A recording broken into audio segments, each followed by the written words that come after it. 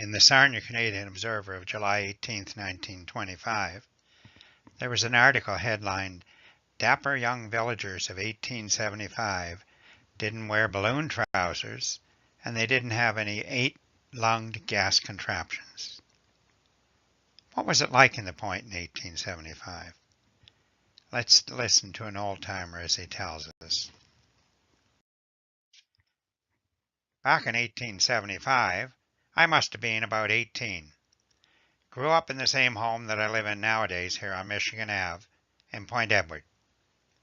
There were no sidewalks or brilliant hydro-illumination like we have now. Cows wandered freely up and down the streets of the village.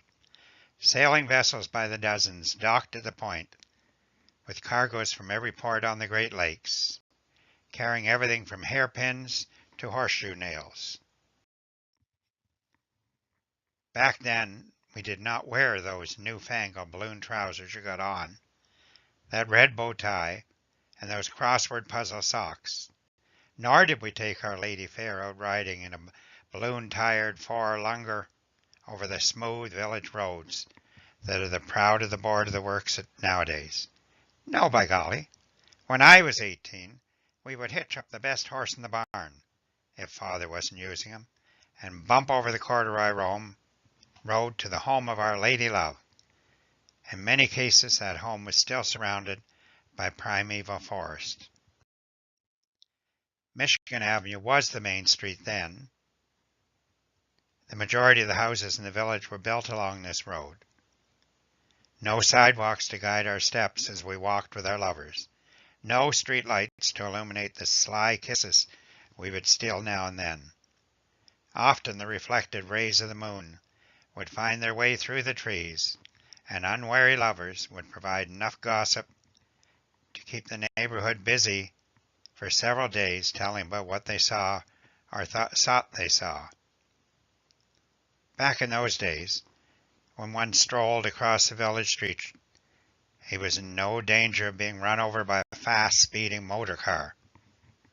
Even the cows could amble hither and yon, absolutely carefree, unless, that is, they started to eat the neighbor's carrots. The riverfront used to be such a busy place.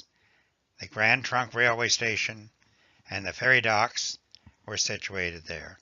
Sailing ships landed here from every port on the Great Lakes, unloading cargoes for transshipment by rail. The riverfront then was a place of beauty because the Grand Trunk took very great pride in the appearance of the station, considered to be one of the best on the system. Now that one-time place of beauty has long since been covered by weeds. Boys like me, youngsters back in 1875, who have ascended the long steps through the years since, now see the 4 large whirlies of the Steel Company, which delve into the bowels of monster Great Lakes freighters, each one of which could carry the cargo of a dozen of the sailing ships I remember so fondly from the 1870s. That valuable ore is to be used in the manufacture of everything from hairpins to shop nails. Down Sarnia way, we can see the smoke belching out of the Holmes foundry, where the workman takes crude blocks of steel and shapes them into 4-cylinder engine blocks, which we will view next when we open up the hood of a new auto just to see what ails her. Over on the lakeshore, the Sarnia Cement Products pulls the sands that we used to play on when we were kids into their plant to make into blocks, bricks, tiles, and all kinds of concrete work. People like me, who are able to withstand the ravages of time and might still be here 50 years hence in 1975, might be able to drive a flivver over pavements on every street of the city, and if we feel so inclined, we might even be able to just press a button and our flivver will start to fly, for by 1975, motoring will be a tame sport, where one will be able to fly above the clouds of smoke belching forth from all the factories hereabouts. But now I'm just looking into the crystal ball of the future. Perhaps it won't really be that bad, or that good.